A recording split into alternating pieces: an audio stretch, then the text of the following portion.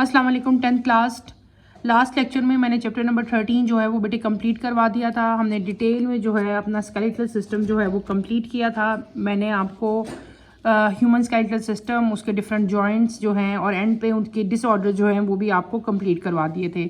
आज हम अपना नेक्स्ट चैप्टर स्टार्ट करेंगे, चैप्टर नंबर 14, पेज नंबर 70 आप ओपन करें। चैप्टर का टाइटल है रिप्रोडक्शन हमने आज स्टार्ट करना है। In this chapter, we shall explore the various ways in which organisms reproduce. Reproduction. Reproduction is defined as the production of individuals of the same species, that is the next generation of species. While it is one of the fundamental characteristics of living things, it is not an essential life process. Reproduction is thus essential for the continuation of species. It ensures that the genetic material of one generation is transmitted to the next. Each generation produce more offspring to the next generation. पता चल रहा है ना मैं कहाँ read कर रही हूँ। Many individuals die due to various reasons like diseases, competition, genetic factor, etc. before reaching the reproductive age. Only the fittest and the best survive and reach the reproductive age. This ensures that the advantageous characteristics are transmitted to the next generation. In the previous class, we have learned the two basic types of reproduction. Asexual reproduction means simple cell division that produces an exact duplicate of an organism. There are many types of asexual reproduction which we shall discuss on the following pages. Sexual reproduction involves the joining fusion of male and female sex cell, that is gametes. Simple चीज़ है, कोई इतनी tough नहीं है। हमने जो मैंने अभी रीडिंग की है, आपका पहला जो टॉपिक था बुक में, डैट इज़ रिप्रोडक्शन। बेटे रिप्रोडक्शन क्या है? रिप्रोडक्शन जो है it is defined as the production of individual of main species, यानी कि नए इंडिविजुअल प्रोड्यूस होंगे किसमें? ड्यूरिंग रिप्रोडक्शन में क्या होंगे? नए ऑर्गेनिज्म जो है, नए इंडिविजुअल जो हैं उनकी प्रोडक्शन होती है, वो प्रोड्यूस होते हैं, उनका बर्थ होता है, यानी कि एनिमल्स से एनिमल्स बनेंगे, ठीक है, प्लांट से प्लांट सेल बनेंगे। इस तरह जो है इनका नंबर जो है वो इंक्रीज़ होता रहेगा, ठीक है। और सेम स्पीशी बनेंगे, यानी कि इंसान से जो है वो इंसान ही पैदा होंगे, जानवरों से जानवर, पौधों से पौधे, ठीक है। तो ये एक ऐसा प्रोसेस है जिसमें क्या हो रहे हैं? ऑर्गेनिज्म यानी कि न्यू ऑर्गेनिज्म जो हैं वो क्या हो रहे हैं? प्रोड्यूस हो रहे हैं। ये एक फंडामेंटल जो है एक कैरेक्टर है लिविंग ऑर्गेनिज्म का। फंडामेंटल मीन कि एक टू रिप्रोड्यूस, अपनी तरह की ऑफस्प्रिंग प्रोड्यूस करना जो है एक फंडामेंटल करैक्टर है, लेकिन इट इज़ नॉट एसेंशियली, ज़रूरी नहीं है। कुछ ऐसे सिस्टम्स बेटे होते हैं जो कि ज़रूरी होते हैं, जो कि रिक्वायर्ड होते हैं और उनके बगैर हम सर्वाइव नहीं कर सकते। जैसे कि आप अगर सोचो, थोड़ा सा देखो, थिंक करो, अगर मतलब कौन सा ऐसा प्रोसेस है जिसके बगैर हम जिंदा नहीं रह सकते, सर्वाइव नहीं कर सकते, जो कि एसेंशियल है, जो कि ज़रूरी है। तो बेटे अगर आप लोग सोचो तो आप लोगों को पता चलेगा कि कुछ सिस्टम्स ऐसे होते हैं, जैसे कि रिस्पायरेटरी सिस्टम। अगर मेरा रिस्पायरेटरी सिस्टम ना होता या वो फंक्शन ना कर रहा होता तो मैं रिस्पायर ना कर सकती। जब मैं रिस्पायर नहीं कर सकूंगी तो मैं सर्वाइवल जो मेरा है, जिंदा रहना जो है वो मुश्किल हो जाएगा। यानी ऐसे ही है ना, थोड़ी देर रह लोगे सांस लिए बगैर। अगर आपका रिस्पायरेटरी सिस्टम बॉडी का काम करना बंद हो जाए या आपके इख्तियार में हो कि आप उसको ऑन ऑफ कर लो, तो जैसे ही वो ऑफ होगा आपके लिए सर्वाइवल जो है आपका मुश्किल हो जाएगा। इसी तरह जो एक्सक्रीटरी सिस्टम है वो भी बहुत असेंशियल है। अगर आपका वो सिस्टम भी जो है प्रॉपर्ली फंक्शन ना करे तो आप 1 दिन, 2 दिन, 3 दिन सर्वाइव करोगे, उसके बाद आपको प्रॉब्लम्स आना शुरू हो जाएंगी। लेकिन ये जो सिस्टम है आज आपको पढ़ाने लगी हूँ, डैट इज़ रिप्रोडक्शन, ये एक फंडामेंटल करैक्टर तो है, बहुत इंपॉर्टेंट है। इससे न्यू ऑर्गेनिज्म जो है वो डेवलप हो रहे हैं और जो है एक कॉन्टीन्यूटी जो है चलती जा रही है, वेरिएशन आ रही है, नंबर इंक्रीज़ हो रहा है। लेकिन ये असेंशियल प्रोसेस नहीं है, इसके बगैर भी जो है वो जिंदा रहा जा सकता है, ठीक है। इसका मतलब ये जो छोटी सी लाइन थी ना, नॉट असेंशियल, यानी कि असेंशियल का मतलब होता है ज़रूरी नहीं है, इसके बगैर आप मतलब सर्वाइवल कर सकते हैं, ठीक है। रिप्रोडक्शन जो है असेंशियल है। ये क्यों ज़रूरी है? क्योंकि इससे स्पीशीज़ का नंबर जो है वो इंक्रीज़ होता रहता है और उनके अंदर एक कंटिन्यूटी जो है वो रहती है। इससे जेनेटिक मटेरियल जो है वो एक जनरेशन से दूसरी जनरेशन में ट्रांसफ़र होता रहता है, ठीक है। और जो अगर बहुत सारी जो है साइंटिफिक रिसर्च है, उस रिसर्च के अकॉर्डिंगली जो वेरियस ऑर्गेनिजम्स हैं, चाहे वो लोअर एनिमल्स की बात कर लो, हायर एनिमल्स की बात कर लो, प्लांट्स की हम बात करते हैं, तो वो उनके अंदर एक कंपटीशन आ जाता है, डिजीज़ जो एक कंपटीशन है, यानी कि सर्वाइवल का कंपटीशन है, जेनेटिक फैक्टर्स हैं। तो बहुत सारी इंडिविजुअल के दरमियान में जब इस तरह के कंपटीशन आते हैं तो बेटे before reaching to their adulthood वो उससे पहले उनकी क्या हो जाती है, वो डेथ हो जाती है। ठीक है, तो यानी कि जो इंडिविजुअल्स या जो एनिमल्स या जो प्लांट्स जो हैं जो इस एज तक पहुंचते हैं कि वो रिप्रोड्यूस करें, वो सम ही हैं, वो फ्यू ही हैं, लेकिन जो पहुंच जाते हैं उनको एडवांटेज जो है वो मिल जाता है कि दे कैन रिप्रोड्यूस। ठीक है, इस यानी कि रिप्रोडक्शन की एक स्पेसिफिक एज है इस फंक्शन की। स्टार्ट में ये फंक्शन स्टार्ट नहीं होता, इसको थोड़ा सा टाइम लगता है टू डेवलप एंड टू अपने जो करेक्टर हैं उनको मतलब इंश्योर करने का। रिप्रोडक्शन दोबारा से एक दफ़ा रिकॉल कर देती हूँ, reproduction is the fundamental character of living thing. ठीक है, रिप्रोडक्शन में होता क्या है बेटे, reproduction is defined as a production of individuals of same species. Same species word आपने ज़रूर लिखना है, यानी कि प्रोडक्शन हो रही है, नए ऑर्गेनिज्म बन रहे हैं, लेकिन सेम स्पीशीज जैसे बन रहे हैं। अब गोट है, उसके बच्चे गोट जैसे होंगे, ह्यूमन बींग है, उसके बच्चे ह्यूमन बींग्स ही होंगे। ठीक है, पिजन्स हैं, उनके बच्चे पिजन जैसे होंगे, यानी कि सेम स्पीशीज जो है वो आपके पास जो है प्रोड्यूस हो रही है। ये तो होगी रिप्रोडक्शन। रिप्रोडक्शन को हम लोग दो मेन क्लासेस में बेटे डिवाइड करते हैं। एक आपका आता है ए सेक्शुअल रिप्रोडक्शन और एक आपकी आती है sexual reproduction. What is a sexual? A mean without, sexual mean sex cells. वो रिप्रोडक्शन बेटे जो के सेक्स सेल्स के बगैर होती है उसको हम लोग क्या कहते हैं, ए सेक्शुअल रिप्रोडक्शन कहते हैं। ए सेक्शुअल रिप्रोडक्शन में सिंपल एक लिविंग ऑर्गेनिज्म 2.2 में कट हो जाता है और उससे नया ऑफस्प्रिंग बन जाता है। जबकि दूसरा केस जो है, जो दूसरी टाइप है, that is sexual reproduction. What is sexual reproduction? Sexual reproduction बेटे वो रिप्रोडक्शन होती है जिसमें दो सेक्स सेल्स, एक मेल सेक्स सेल्स है और एक फीमेल है, ये दोनों मिलते हैं और फर्टिलाइजेशन होती है। फर्टिलाइजेशन के बाद जो है न्यू ऑर्गेनिज्म की डेवलपमेंट स्टार्ट होती है, जो कि हम अभी डिटेल से पढ़ेंगे। मैंने आपको बता दिया कि दो तरह की रिप्रोडक्शन है, एक ए सेक्शुअल बताई मैंने और एक कौन सी बताई, सेक्शुअल बताई। तो अभी हम लोग जो स्टार्ट करेंगे वो कौन सी करेंगे बेटे, वो हम करेंगे ए sexual.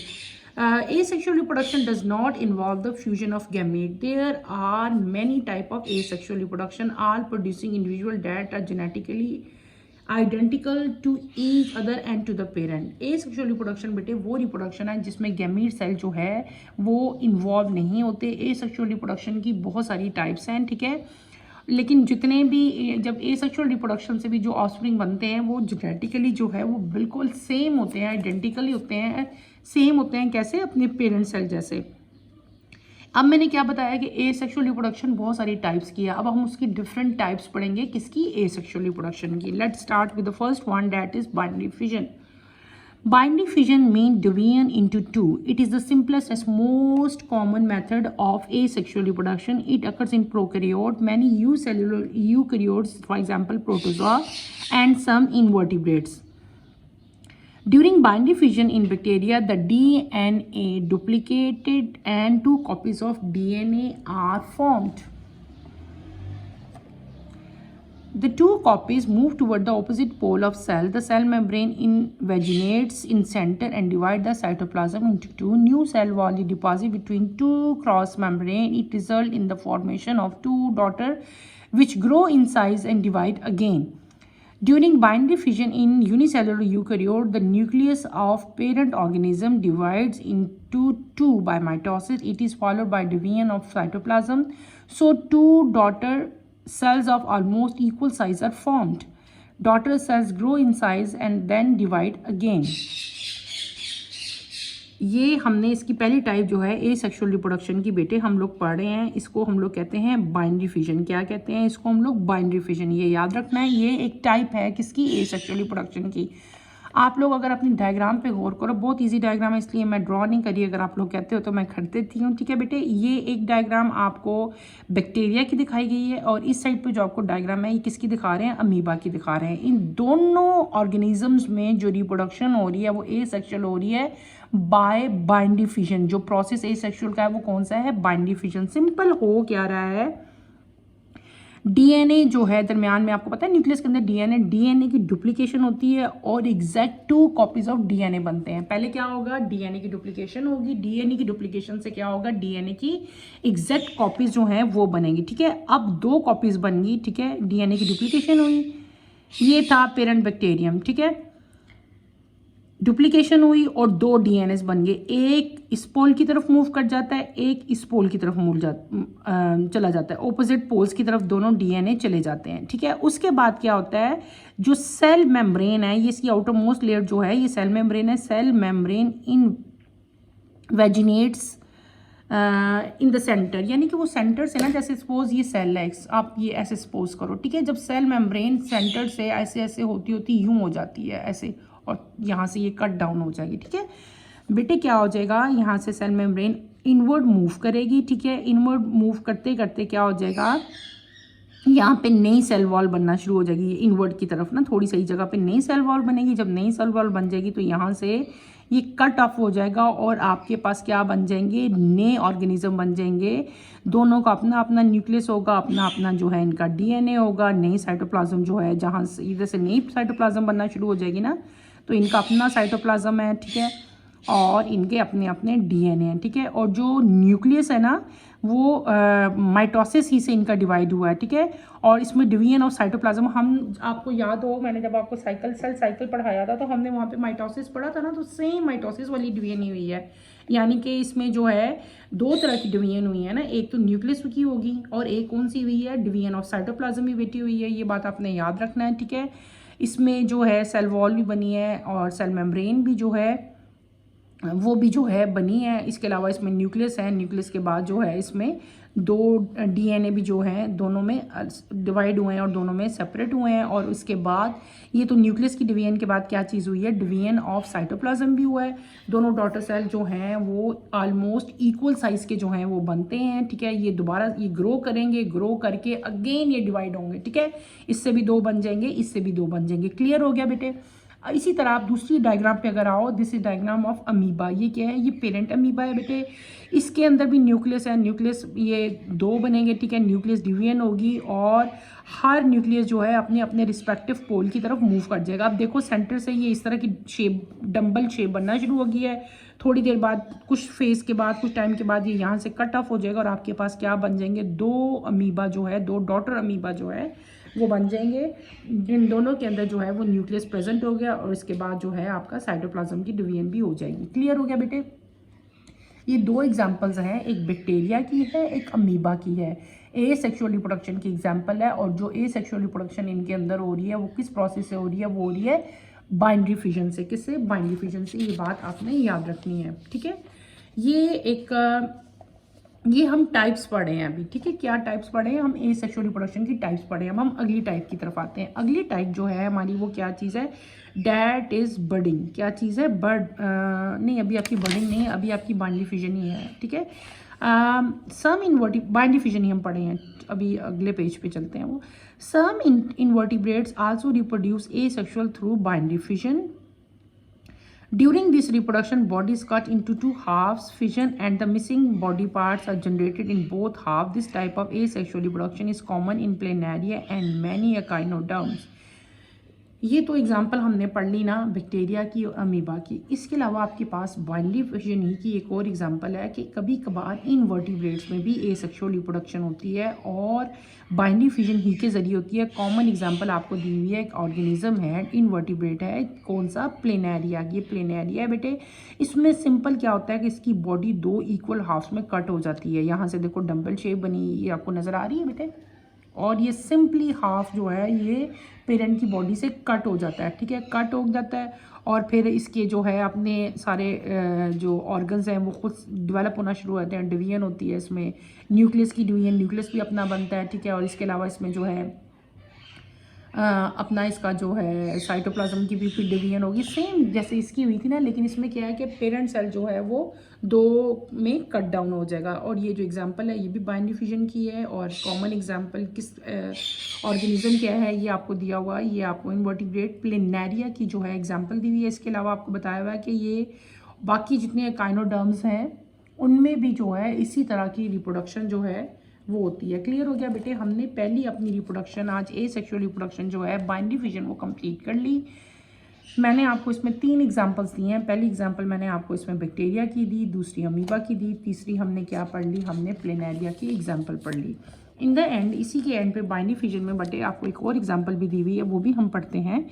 Some unicellular organism for example amoeba have hard wall called cyst around them under unfavorable condition. When favorable condition returns, the nucleus of parent divide into many daughter nuclei by repeated division. This is followed by division of cytoplasm in several parts. Each new part of cytoplasm encloses one nucleus, so the number of daughter cells are formed with a single parent from a single parent at the same time. This kind of fission is called multiple fission. इसको आप underline करो। हम लोग अभी ए sexual reproduction पढ़े थे और उसमें जो मैंने चीज़ बताई थी binary, binary mean 2, binary fission हो रही थी ना। बाइनरी फिजन का मतलब था 2, एक पेरेंट सेल से 2 डॉटर सेल बन रहे थे। लेकिन बाइनरी ये जो ए सेक्सुअल रिप्रोडक्शन है, जो बाइनरी फिजन है, इसी तरह की एक और रिप्रोडक्शन भी होती है जिसको हम लोग कहते हैं मल्टीपल फिजन। नाम से पता चल रहा है यानी कि मल्टीपल कॉपीज बनेंगी, मल्टीपल आइडेंटिकल्स बनेंगे, 2 से ज़्यादा बनेंगे।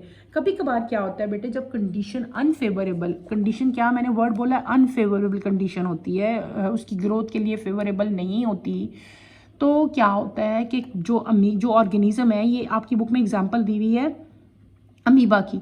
तो जब कंडीशन अनफेवरेबल होती है तो बेटे जो लिविंग ऑर्गेनिज्म है वो क्या करता है, अपने इर्द गिर्द एक थिक वॉल, एक हार्ड वॉल जो है वो क्रिएट कर लेता है। ठीक है, इस हार्ड वॉल को जो कि वो अपने इर्द गिर्द क्रिएट करते हैं कब, जब कंडीशन अनफेवर होती है। इस हार्ड वॉल को हम लोग क्या कहते हैं, सिस्ट कहते हैं। क्या कहते हैं, सिस्ट कहते हैं। ठीक है, ये इसके बेसिक आपको दिखाया हुआ है कि दिस इज़, ये जो है न्यूक्लियस है। ठीक है, तो बाकी सेल ऑर्गेनिज्म। ठीक है, अब ये जब ये वैक्यूल है, अब ये तो जब मैंने बात की कि जब कंडीशन अनफेवरेबल थी तो इसने अपने इर्द गिर्द एक हार्ड वॉल जो है वो क्रिएट कर ली, जिसको हम लोगों ने सिस्ट का नाम दिया। अब जब कंडीशन चेंज हुई, जो अनफेवरेबल कंडीशन है जब वो फेवरेबल होगी तो क्या होता है कि आहिस्ता आहिस्ता वो सिस्ट जो है वो डिज़ोल्व होना शुरू हो जाती है। ठीक है, ख़त्म होना शुरू होती है और इसके अंदर रिप्रोडक्शन स्टार्ट हो जाती है। न्यूक्लियस जो है ये बार बार इसके अंदर रिपीटेड जो हैं वो डिवीजन्स होती हैं, और 1 से 2, 2 से 4, 4 से 8। ठीक है, इस तरह डिवीजन जो है कंटिन्यू होती रहती है, रिपीटेड डिवीजन होती हैं। ठीक है, पहले न्यूक्लियस की डिवीजन हो जाएगी, उसके बाद डिवीजन जो है साइटोप्लाज्म की हो जाएगी। ठीक है, हर जो नया ऑर्गेनिज्म बन रहा है उसका अपना साइटोप्लाज्म, अपना न्यूक्लियस होगा, उसका एक न्यूक्लियस ही उसके अंदर होगा। ठीक है, और फिर जब ये सिस्ट आहिस्ता आहिस्ता डिज़ोल्व हो जाएगी और ये सिस्ट ख़त्म हो जाएगी, बिल्कुल यहाँ से रिमूव कर हो जाएगी, और फिर ये ऐसे ओपन होगा और जितने डॉटर सेल जो है अमीबा डॉटर सेल बने थे वो सारे के सारे रिलीज़ हो जाएंगे बॉडी से, और ये अब इंडिविजुअल अमीबा के तौर पे जो है एक्ट करेंगे, जिनका अपना साइटोप्लाज्म और अपना न्यूक्लियस होगा। और बेटे इस टाइप की जिसमें मल्टीपल कॉपीज़ बनी है ना, मल्टीपल अमीबा बन गए ना। देखो एक अमीबा था, इसके अंदर 1 2 3 4 5 6 7 8 9 10 अंदर भी हैं, बहुत ज़्यादा बन गए ना। इस तरह के जो डिवीजन होती है इसको हम लोग क्या कहते हैं, मल्टीपल फिजन कहते हैं। क्या कहते हैं, मल्टीपल फिजन कहते हैं। आपने ये बात अब याद रखनी है। 2 तरह की फिजन हमने पढ़ी, एक हमने पढ़ा बाइनरी और एक हमने पढ़ी मल्टीपल। बाइनरी में क्या था कि 2, बाइनरी मीन 2 डॉटर सेल बन रहे थे। मल्टीपल में क्या बन रहे थे, मल्टीपल कॉपीज़ ऑफ सेल्स बन रही थी। ठीक है, इसमें मैंने आपको अमीबा की जो है एग्जांपल दी, और बाइनरी में हमने 3 एग्जांपल्स पढ़ी, बैक्टीरिया, अमीबा एंड प्लेनेरिया की। ठीक है, आज के लिए इतना ही है, काफ़ी है। आपने इसको अच्छी तरह से स्टडी करना है। Feel free to ask any question. ठीक है, जो भी प्रॉब्लम होती है आपने मेरे से लाजमी पूछनी है बेटे। नेक्स्ट अभी इस जो टॉपिक हमारा है ए सेक्सुअल का, इसी को हम कंटिन्यू करेंगे। तो अभी तो मैंने आपको एक ही इसका मेथड पढ़ाया ना, दैट इज़ बाइनरी फिजन। तो नेक्स्ट लेक्चर की नोटिफिकेशन के लिए बेटे आप चैनल को सब्सक्राइब करें, शेयर करें और लाइक करें। इतना मुश्किल ये नहीं था, डायग्राम्स भी इसकी ईजी थी, इसीलिए बेटे मैंने खुद से आपको ड्रॉ करके नहीं दिखाई कि ये आप लोग कर लोगे। ठीक है, तो बेटे इधर ही मैं अपना टॉपिक जो है वो एंड करती हूँ। इंशाल्लाह कमिंग लेक्चर में मैं आपको नेक्स्ट जो एसेक्सुअल रिप्रोडक्शन का जो मेथड है, जो मोड है, वो हम लोग स्टडी करेंगे। अल्लाह हाफ़िज़ स्टूडेंट्स।